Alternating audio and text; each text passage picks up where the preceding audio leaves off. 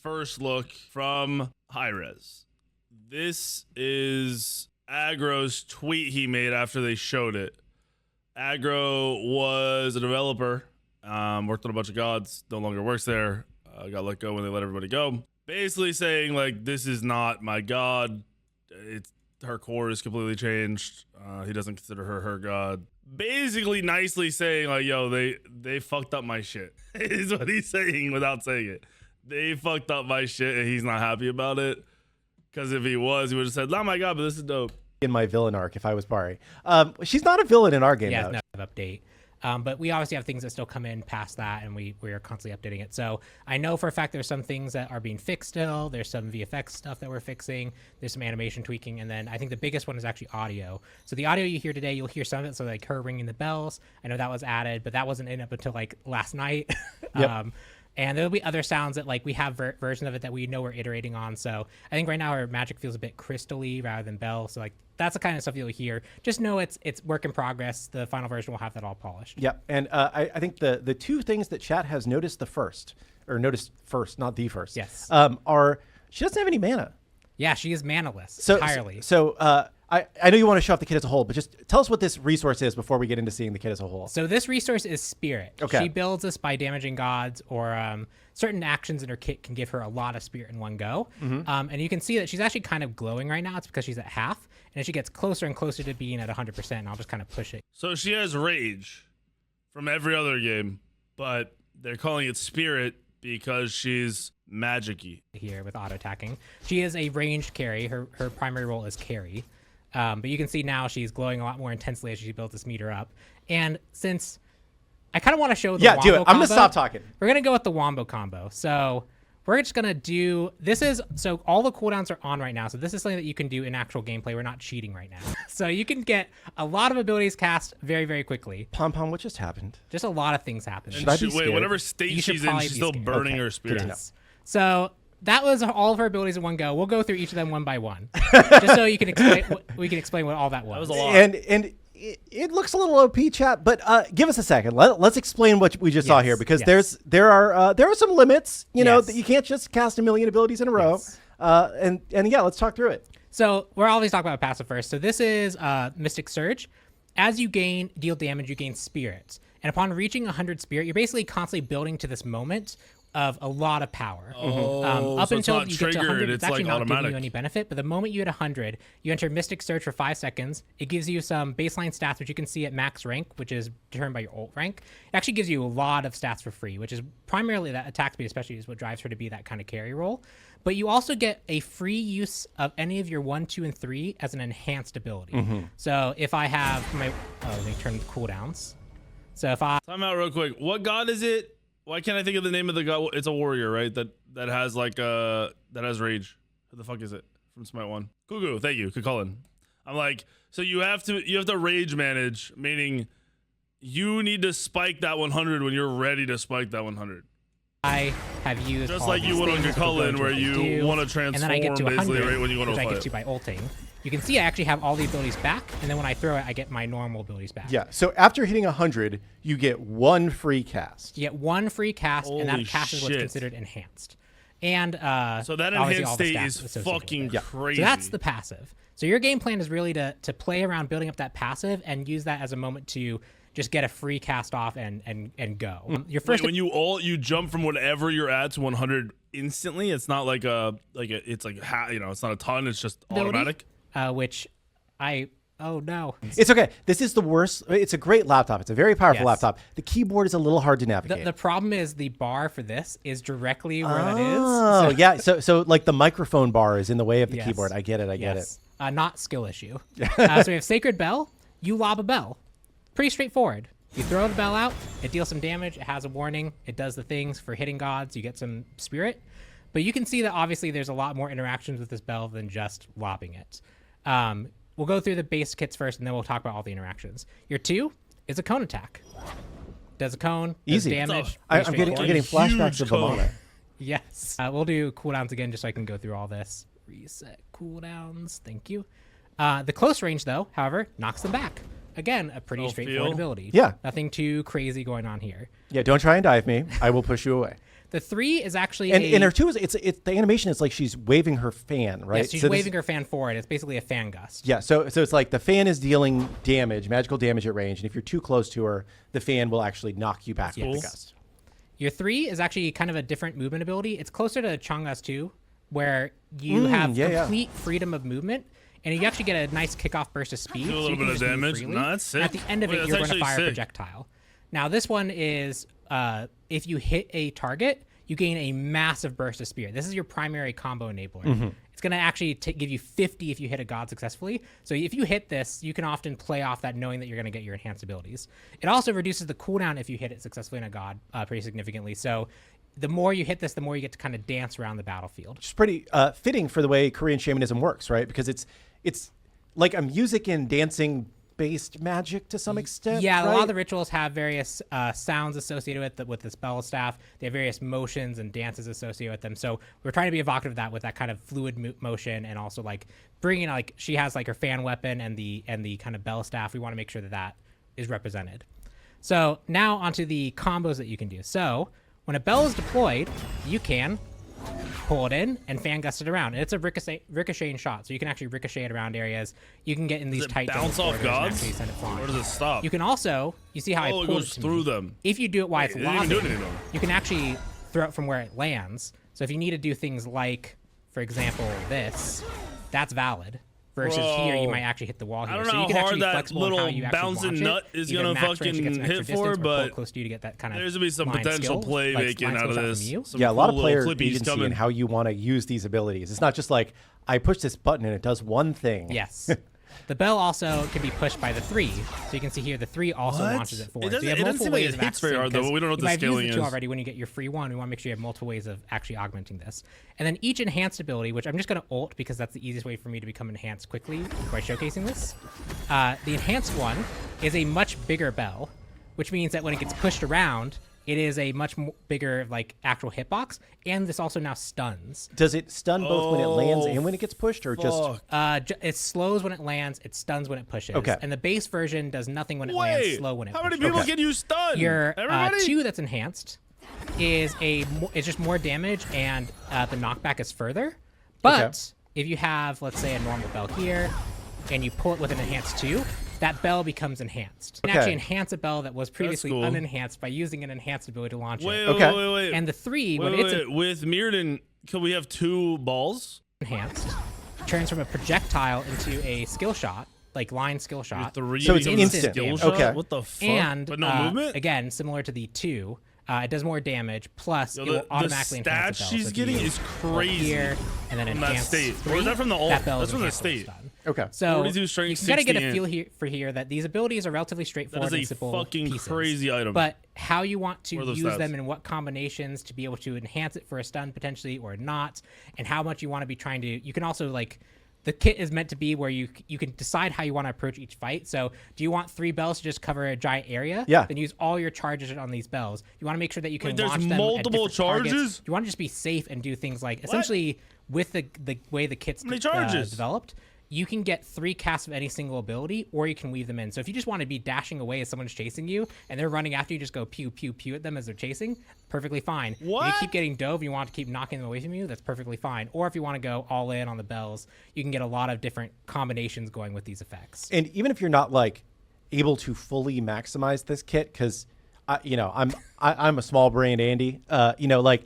If I Mirrodin also, you can just get a free bell that way, so you can get another bell that way. Oh, jeez. So We you got can Mirrodin another four bells ball. now. It's But like crazy. from what I've seen, from playing the god a little bit, like I can just like throw out the ball, throw a ball and then knock it around, and I can have fun with her and still do okay, even if I'm not like nailing the combos the way that I absolutely need to. Right? It's kind of like King Arthur in Smite 1. Like if you knew how to chain the abilities together, he was stronger. Yes. But you could just push the ability that you felt was right for the situation and do okay. And I'm not trying to dumb it down, but I'm just trying to be like, I felt like this god was more approachable than you might think with all of the intricacies of it. Yes, and especially if you're playing the strength-focused side, which is that more traditional carry role, you're really focused on using the abilities for like more zoning potential and then lining up the stun so that you can make sure you land your autos. Yeah. Your use case for them is a bit more straightforward. If you play Int, where you're really focusing on these abilities to deal most of the damage for you, you're gonna have to really master these combinations. So you have to, if you're gonna play the int focus build, you have to be a bit smart about how you how you approach it versus going just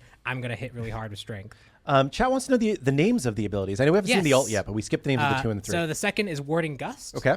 And the third ability is Reverent Steps. Ooh, I like that name. Yeah, I like Reverent Steps. And then the final one, which we'll go into, is Spirit's Cadence. This is the ultimate strength. Chat, where you're really focusing on these abilities to deal more. If you're gonna play Gust. Okay. And the seen the ult yet, but we skipped the names. I want to see that first fucking ability too. Hold on. Strength. Chat wants the names of the abilities. I know we haven't seen the ult yet, but we skipped. There we go. All right, 225 base, 80 strength scaling, 65% in scaling. That's to drop the bell. Push the bell around does 165 plus 70% scaling strength, 55% scaling int. Slows. If you're in your surge state, which is 100% spirit, when you hit 100% spirit or you ult, your lob does 20% more, and that's total. So let's say you went an int build, you'd have like at least 600, right? Say you're going an auto attack item. Okay. So this is hitting for like 120 more. This is probably hitting for. Wait, no, I did the math wrong. I did 20%. Oh my, wait. If you have multiple balls out, this is gonna go crazy. There's so much potential damage from this if you have multiple balls. Having each bell when it's out hitting for like almost 500. If you do this right, that's like you have all the balls. You have 3 balls out, or 4, or even 2. You're talking about insta killing somebody. Okay. The name of the 2 and that's the 2. 45% scaling, 245. So this is lower. Minus 30% damage. Okay, so it doesn't do if people are far away, it doesn't do its full damage. 20% damage during the surge and a knockback. Wait, what? Okay, so it's just 20% damage. We already know the other part. So the second is Warding Gust. Okay. And the dance for a short burst of speed, any direction, 222 plus 130% strength scaling, but it doesn't matter, and it does magic damage. Holy fuck. So this is legit. You're gonna spam this if you're running an auto attack build. It's bugged? What do you mean bugged? It's an auto? So it's gonna do 222 plus an auto that's 30% scaled up. Here's the thing. That's actually a buff to this. So what you're saying is it's something that can infinitely scale just like Jingwei's 2. It can't crit. Okay, so that's good to know. So they stop that right away. They don't want to have another Jingwei on their hands. Oh yeah, okay. But it is still strength scaling, right? There's still going to be strength scaling on top of the basic attack. I'm assuming it's going to be magic damage, 222 plus 130 strength, and then a basic attack. You think the whole thing's fucked up? Han says it? Okay. The third ability is Reverent Steps. Ooh, I like that name. Yeah, I like Reverent Steps. And then the final one, which all of them are enhanced by 20% damage during spirit cadence. Whatever it's called, during the passive. Obviously, just to showcase it, because I think this is a really cool. It is a beautiful ult, and I think it's very difficult to like make things that are, I think, really pretty from an FX perspective that aren't just like overwhelming. Right. And I think that this does a good job of that. So the idea here is that she summons a spiritual version of the rituals that she performs at an area. Each dance beat is accentuated with a dancer actually doing a motion, and you have the bell chiming there to help with that. And the ultimate itself does damage in a pulse that slows. Now, so this is useful to drop on an enemy team just to be able to chase and get some damage out. But you notice that it automatically forces her into her enhanced state, which also is if I do a 1 here and then ult while I'm still enhanced, it will re-enhance me, giving me another access to an ability. So you can use this at any point to just get an access to your free abilities. So for her, one thing we did mention, are her autos different while she's in her enhanced mode? Yes, her autos are also different. They do explosion AoE. So you can also cleave onto enemy targets with that, and you get a nice little pulsing circle there. Awesome. So this obviously is just really good for her. But you can also see that I have these little spirits floating around me here. That are maybe the cutest little spirits we've ever put in the game. They're called guarding spirits. Okay. They want to protect you and your team. And if you were to take lethal damage, it protects you from that lethal damage. So if you would drop to 0, it instead basically protects you, making you immune to all damage, and also silencing and disarming you. So it's not a true cheat death in the sense of you can't die and you just get to continue to fight, but it will protect you from that moment of death, and it will give you a chance to position yourself, and it gives a chance for the enemy to also try and like snipe that kill right as that protection ends. But it's not just for Bari, right? Because that's pretty good for Bari. It's also for her team. So if she has a team here, which We'll spawn bot. It's for the here. team? It's so hard to type What? when I can't see. There we go. If I have a Ymir here in an ult, you can see that he is also protected by this guarding spirit. So middle of a big team fight, you get to just drop this on the whole enemy team. You get to go super. Oh man, I don't want to say it. You get to go super glowy, super powered mode with lots of aura. Yes. You get to go. You get your free abilities, and you're also protecting your team, which means that this ultimate is a very powerful team fight tool. Yeah. Bari always gets the guarding spirits, but allies have to actually touch this visual area. So So they have to be inside the circle when you cast it. Yes. It's not like your whole team gets a free cheat death. Correct. And it's only the duration is not. It's about 4 seconds. Okay. So you get 4 seconds to potentially take lethal damage. If you see a Kraken winding up, if you have drop this that on them. buff and you die, you don't die. You can't do anything but move, but you don't die. You can't cast abilities. You can't auto attack. You just don't die, and it lasts a second. That's insane. Try and protect your team as much as possible. So they'll get. It's a cheat death / Aegis cheat death.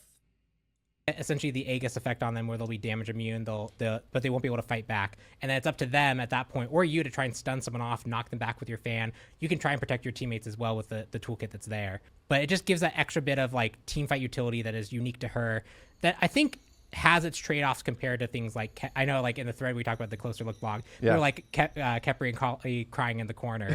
Kali gets to chase and still gets to try and like get full just reset. keeps You you keep from attacking dying during it. Yeah. Like something would have to kill you for it to get value, but when it does attempt to kill you, it makes you immune for a second, but you can't do anything but move. You can't attack, you can't use abilities. You just, it's basically cheat death from WoW. Kepri has like a stim that empowers that person, also can like, the amount of times I've blinked and dashed to safety. It's definitely good. Really so what's going to happen is you're going to be in a massive team fight. There's going to be a clusterfuck going on. She's going to ult.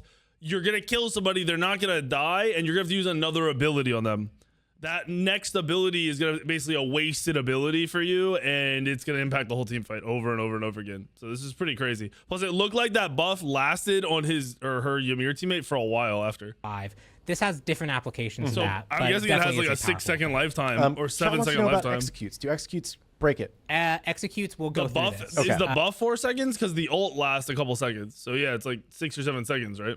We went back and forth with this a lot internally, but we just felt like execute is one of those things that like things that prevent death don't prevent. Yeah, execute. the buff is 4 seconds, but the buff would trigger at the end of the ult, and it's up the whole time, right? I mean, watch. Is the ult here? Far away to make sure that they're alive. This has different applications to that, but it definitely offs compared to teammates as well. Gets effect on them where they'll be damage immune. Okay. So you get 4 seconds. So he gets it right away. To potentially take lethal damage. If you see a Kraken winding up, drop this on them to try and... Hold on. I just want to say that's like 4 full seconds. Yes. You get to go. You get your free abilities, and you're also protecting your team, which means that this ultimate is a very powerful team fight tool. Yeah. Bari... All right, so he ults at 15. Always gets the guarding spirits, but allies have to actually touch this visual area. So they have to be inside the circle when you... So it just fell off, right? So yeah, you basically can die once in a 6-second window, 5 to 6 second window. Cast it. Yes. It's not like fight back, and then it's up to them at that point, or you, to try and stun someone off. It has like a stim that it should, and I think that it should. Okay. So yeah, it seemed pretty good that you basically would have died at, right? Yes. So it's not like you're healed back to where you were. It's not like a free. And then the ultimate's 100 seconds because it is a powerful effect. It felt a little bit 100-second cooldown. Her cooldowns are long, bro. She's got some long ass cooldowns. If you play this god as an auto attack god, you are gonna have long ass fucking. The one thing is though, when you do spirit max out, you get to use multiple abilities anyway. So maybe that'll make it so it doesn't matter. It's too potent to be that true 90. That makes sense. I saw Erendite got leaked. Yeah. This god looks awesome. Erendite looks like it's gonna be really valuable. Oh yeah, voice pack is in. The hat is so heckin' cool. The hat is. Also, just a reminder. Once you try, if you. The active system. Erendite is to be 65 strength. It's cheap. Okay, so right off the rip, this item is OP as fuck. The problem is, this passive has 0 value if there's no stealth god in the game. It's literally 0 value. None. Or if nobody builds Helm. But if anyone builds Helm, the passive is dope. 65 strength, 15 cooldown. This passive is crazy. gods within 18 meters become revealed, which isn't that big of an area. But if someone stealths on you or you know where somebody is, you're diving them. Boom.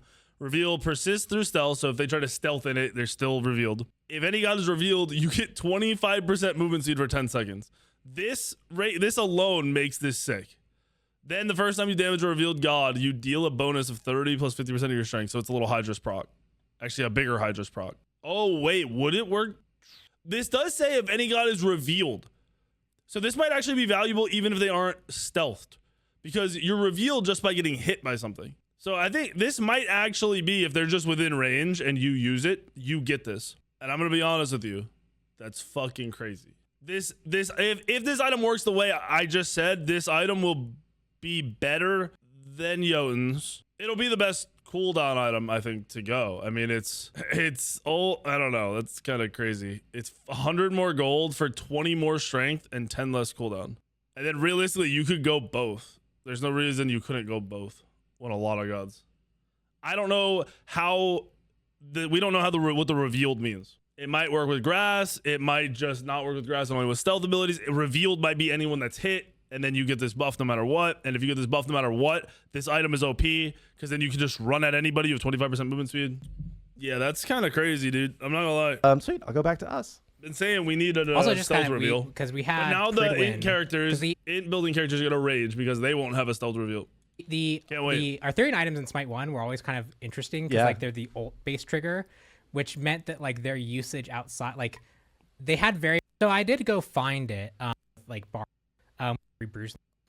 Are they just? Is there nothing new? Nothing else? Think yes. Okay. We spent all this time designing a nice HUD, yes. and then but no, I think that like this is a huge win for people.